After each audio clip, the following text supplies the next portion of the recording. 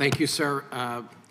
I'm sorry, Ms. Minter, what a very story. Stephanie, the numerous pictures we saw, beautiful. I apologize for the individuals that have held onto these irresponsible policies, costing the lives of many, many innocent Americans. So I apologize. Mr. Kennedy, I appreciate your passion. You're right on target. Mr. Descano, well, Ms. Sheriff Kincaid, thank you for your service. Mr. Descano, I consider you a disgrace. I yield the rest of my balance of my time to my colleague, Mr. Klein. I thank the gentleman, and I thank the chairman for allowing me to sit on this panel today. I represent the vast majority of Virginia citizens who stand with you, Ms. Minter, and who are so sorry for the tragedy that occurred. And our prayers are with you and with your daughter, who is in heaven looking down on this right now. And, you know, I heard your apology, Mr. Descano. I think the public would like to hear your resignation. Representative Klein just brought undeniable proof to a political showdown. We are looking at a fatal document, the trail of sanctuary city rules that local bureaucrats believed they could conceal with clever wordplay. This is far beyond standard political bickering. It is a deep dive into a legal framework that purposefully grants leniency to undocumented suspects, leaving innocent American citizens vulnerable in the crosshairs. When Representative Klein and his panel presented the hard evidence to confront Fairfax County Prosecutor Steve Decano, his single excuse was to deflect, insisting that ICE detainers simply aren't our business. Make sure to watch until the very end. The exact second that witness Mr. Mears enters to entirely wreck Descano's argument is a masterclass in confronting public officials who prioritize political agendas over community safety. Subscribe now, because when local district attorneys use the legal system to shelter offenders, you need to witness the receipts firsthand. Let me ask you, when Abdul Jala is released, will you honor an ICE detainer? Sir, my office is a prosecuting office. We don't receive ICE detainers. That's not our business. Let us freeze frame for a moment. The highest-ranking prosecutor in Fairfax County just explicitly declared that dealing with an undocumented suspect is outside his jurisdiction. Pay attention to the intentional deployment of administrative jargon. An ICE detainer is a routine law enforcement mechanism utilized nationwide to ensure dangerous people do not return to the streets. Yet, the leading prosecutor waves it away like a piece of junk mail. Klein instantly shifts his focus to Sheriff Kincaid. Observe how she engages in legal gymnastics to sidestep his inquiry. Sheriff Kincaid, will you honor the ICE detainer? Well, thank you for that question. And I would certainly hope that this case would be prosecuted and that justice would be served. Certainly when it comes to Mr. Jala, there hasn't been ICE detainers with the exception of one time in 2018, which we turned him over to ICE, and then the second time, which we had to release him to a facility. Each other time he's been in my custody, there's been no detainers. If one comes, will you honor it? As long as I have the authority to do so, and ICE knows what our policy is. Then yes? If I'm given a judicial warrant, yes. That's different. Well, it's what gives me the authority to detain somebody when I receive a court order from a judge mandating someone's release. I would also hope that ICE would know when Mr. Jala is getting released so that they would be able to come and pick him up. And we do plan, should he get convicted, we do plan on taking him, driving him down to the Department of Corrections. Did you hear that precise legal loophole? Judicial warrant? This is textbook sanctuary jurisdiction behavior. Local authorities are completely aware that ICE detainers operate as administrative requests, not warrants signed by a judge. By insisting on a judge's signature, they practically guarantee a criminal alien will be freed back into society long before federal agents even step foot on the premises. This is effectively a catch-and-release program camouflaged as strict procedural obedience. The sheriff effectively shifted the blame onto the federal court system. However, Klein refuses to let them off the hook that simply he drops the administrative line of questioning and attacks the very part of the double standard, discriminatory enforcement. All right. Well, Mr. Descano, your policy tells prosecutors to give lighter treatment to defendants based on their immigration status. Isn't that just discrimination with a sympathetic face? And why are you protecting criminal illegal aliens more than the people of Fairfax County, the citizens? Well, first of all, sir, I think there's two things wrong with it in the question that you asked me. We're not protecting undocumented individuals. As a matter of fact, we prosecute people who commit crimes in Fairfax County regardless of their status. So the idea that we don't do that is simply wrong. Our policies simply maintain that our role is to prosecute Virginia crime. That's what we do. ICE's role is to do federal civil immigration enforcement. Pay close attention to the logical acrobatics Descano is attempting here. He argues that his department prosecutes everyone fairly, yet simultaneously tries to completely detach a local offense from its federal immigration consequences. He expects you to accept that a suspect's legal status exists in an isolated bubble. However, as Representative Klein astutely notes, when a district attorney drafts a mandate explicitly stating that an undocumented individual should get a reduced charge simply to evade deportation, that is the opposite of equality. If a U.S. citizen receives a stricter penalty for the identical offense merely because they aren't facing deportation, that represents exactly what Klein described: discrimination masked by compassion. Observe how Descano attempts to play semantics, brushing off the threat of deportation as mere federal civil matters to completely wash his hands of the issue, all while vehemently denying that sanctuary policies exist in his office. But Representative Klein did not come unequipped. He brings in Mr. Mears as a witness to deliver the ultimate knockout punch. Mr. Mears, you disagree with that? Fundamentally, he has a written policy to that effect. He is conflating two different issues. He is simply saying, well, I prosecute all crimes. At the same time, he has a written policy saying that illegal immigrants are going to be treated and given preferential treatment differently from American citizens. On one hand, he sits in front of this committee and says, we don't follow sanctuary policies. At the same time, he openly admits he conducts himself in a manner in which he does not cooperate federal immigration authorities. That's the very definition of sanctuary policies. No, I fundamentally disagree with his assessment. There are 95 counties in Virginia, Congressman. Only one county with one prosecutor has a written policy saying we're going to treat illegal immigrants differently than American citizens. It is Mr. Descano to my left, period, full stop. Boom. End of story. The silence in that committee room was deafening. Mr. Mears did more than just disagree with Descano. He systematically dismantled his argument using hard data. Let's reiterate that for anyone missing the point. Out of 95 counties in Virginia, 94 operate under standard legal procedures. Only one single county, Descano's jurisdiction, has officially written a mandate providing special treatment to insulate undocumented suspects from ICE. Descano attempts to interrupt with a feeble, I completely reject his interpretation. But how can you reject a document you authored? It's impossible. The paper trail is undeniable. Well, I know that when ICE does work with localities, the system can work. I worked in the Harrisonburg-Rockingham Commonwealth's Attorney's Office. They had a 287G agreement with ICE, and when individuals who were prosecuted, who were here illegally, eventually served their sentences, they were met by ICE. They were retrieved by ICE and returned to their countries of origin. The people of Rockingham and Harrisonburg benefited from that policy because the streets were safer, and people who committed crimes were not returned to the communities that they threatened prior to their arrest. So, the people who are here in from Fairfax stand and answer the ranking member's question about, well, I've run out of time, so I hope I can get some more time because people who are working hard in Fairfax County deserve to not just feel safe, as the ranking member indicated, but actually are safe. The gentleman's time has expired. Representative Klein drives the point home by comparing Fairfax County's catastrophic approach with a framework that genuinely succeeds.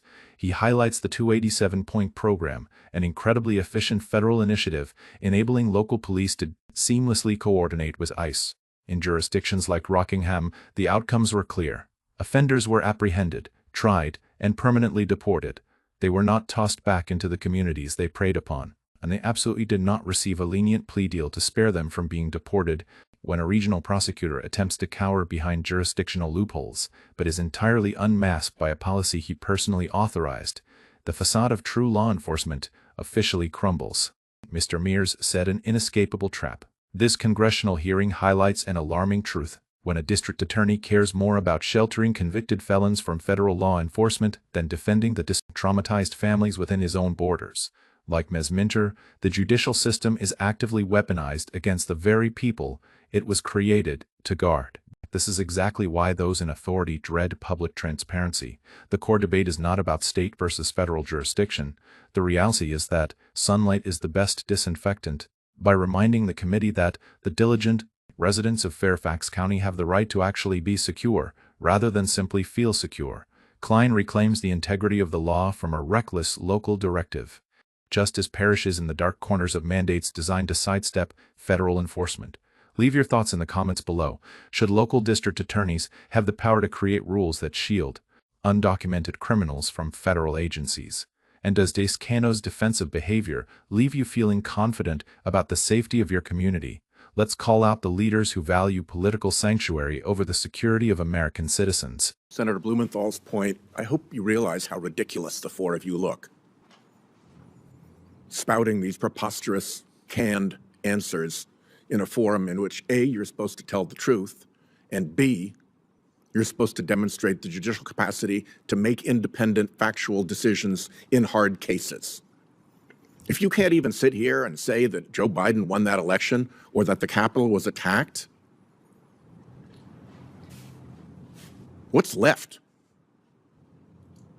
What's left if a hard case comes your way as a judge, and let's say the Trump administration is bearing down on that?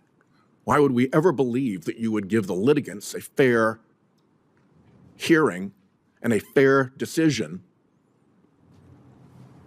if the executive branch was leaning in on you when we can't get a reasonable answer out of any of you with the executive branch leaning in on you to give these ridiculous answers today?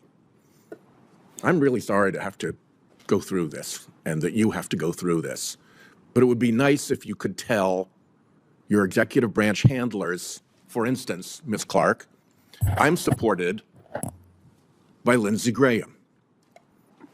He's a friend of President Trump.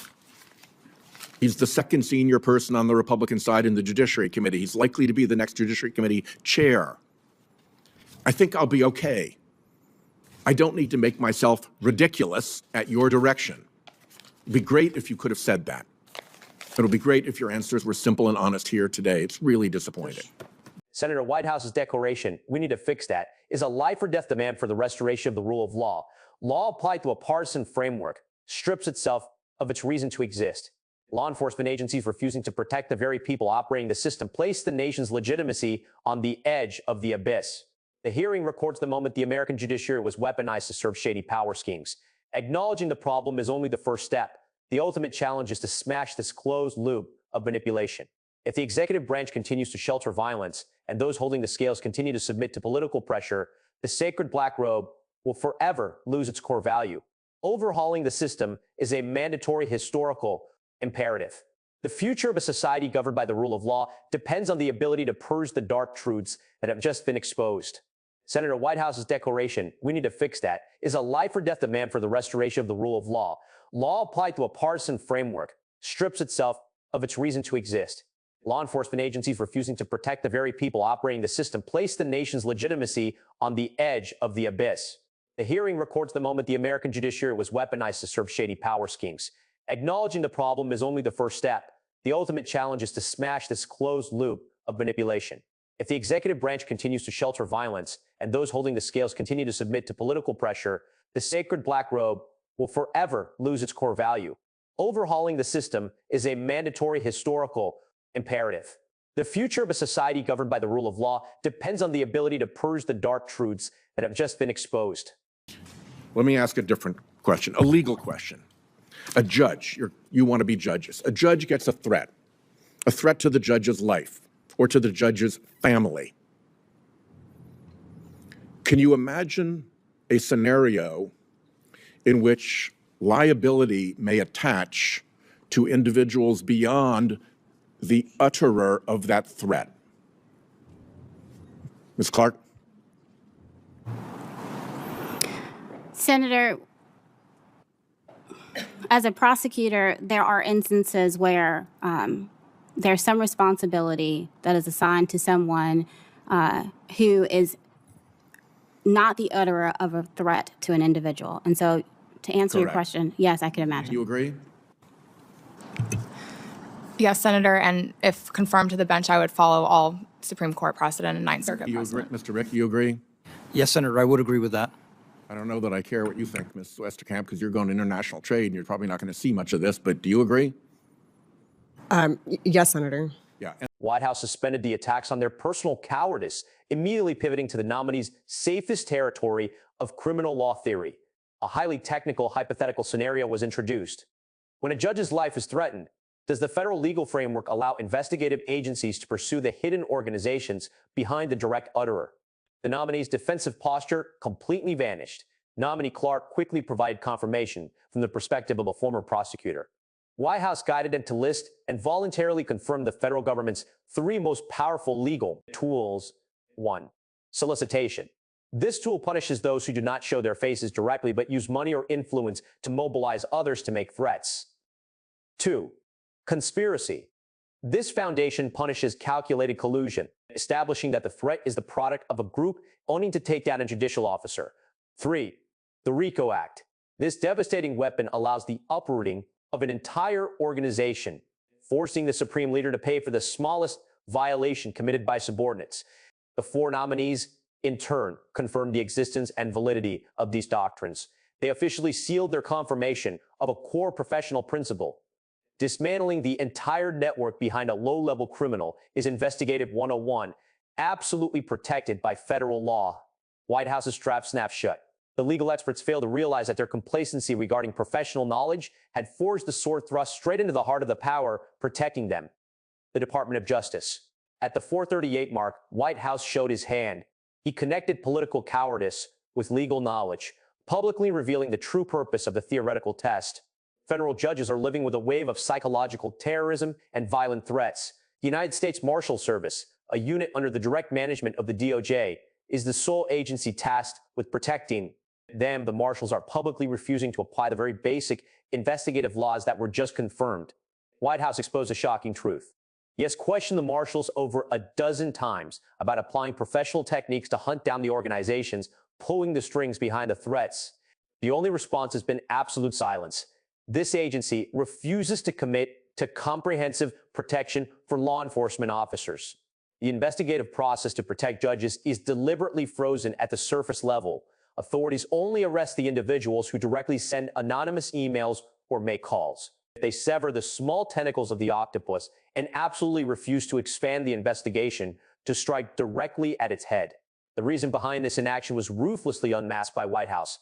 A proper, in-depth investigation would directly touch the conspiracy networks of the far-right movement. The MAGA organizations backing the administration. The current Department of Justice chooses to ignore it, tossing judicial officers into harm's way. The ultimate goal is to preserve the forces of their extreme political ally networks. This blatant favoritism strips the DOJ of its legitimacy, turning it into a protective shield for political crimes. And why would that be the case? That would be the case because when you get behind the utterer of a lot of these threats, you run into right-wing conspiracies. And this MAGA Department of Justice would rather not go there. And so they leave judges exposed with investigations in which they aren't doing investigative 101 work that you've all identified as plausible legal theories. The threats targeting court officials are present dangers. Attacking judges due to disagreement over rulings is an actual epidemic. Information streams on extremist forums constantly broadcast the home addresses and daily routines and children's information of these officials. Extremists nurture conspiracy theories, fund budgets, and weaponize violence as a political tool to terrorize the system. The U.S. Marshals' refusal to use the RICO Act or conspiracy law to dismantle these organizations is tantamount to issuing an operating license to criminals. The risk of threatening state officials is reduced to an extremely low level. The organization behind it remains absolutely safe when sending a pawn out to face the music, deliberately halting the investigation. At the lowest rung, strips away the final armor of those who hold the scales of justice. The silence of the Department of Justice is sheer complicity. The 6-minute video outlines the operational mechanism of a comprehensively captured judicial ecosystem. The logical chain moving from personal cowardice to structural rot creates a ruthless and closed cycle of manipulation. Stage 1. The executive branch destroys the nomination process, turning it into a political filter. Obedient individuals, willing to deny objective truth to protect partisan interests, are prioritized. And loyalty to personal power replaces loyalty to the Constitution. Stage 2. The terror loop activates when these individuals take office. A judge issuing a fair ruling that damages the ruling faction immediately becomes a target of smears, death threats, and psychological terrorism from extremist groups. Stage 3. The DOJ and the Marshals Service adamantly refuse to hunt down the threatening forces. They weaponize the judge's fears. Survival instinct forces the judges to bow their heads upon realizing the state system has abandoned them. The verdicts handed down are dictated by the pressure of violence. Judicial independence is utterly annihilated. The legal scales are bent through life-threatening intimidation combined with the calculated ignorance of law enforcement agencies. The judiciary becomes a tool to protect the interests of the elite class. Senator Whitehouse posed fundamental questions about indisputable historical events, the results of the last presidential election, and the January 6th attack on the Capitol. The reaction from all 4 nominees was uniform evasion. They simultaneously clung to memorize defensive phrases, adamantly refusing to acknowledge reality. Whitehouse pointed directly to the source of this silence. The nominees' behavior is a result of being controlled by handlers, political strategists from the executive branch. The obsession with avoiding the displeasure of the power elite, specifically Senator Lindsey Graham, has suffocated the future judge's responsibility to respect the truth. Whitehouse directly called this display preposterous and ridiculous. A person with integrity, like nominee Clark, should have looked straight at the puppet masters, asserted their independent standing, and refused to turn themselves into a political joke. This cowardice strikes directly at their practical professional competence. Even in a safe space like the Senate, the nominees were too terrified to acknowledge an objective historical fact. When facing thorny cases involving intervention and threats from the executive branch, their tolerance limit is an absolute 0. All 4 publicly placed partisan submission above objective judgment.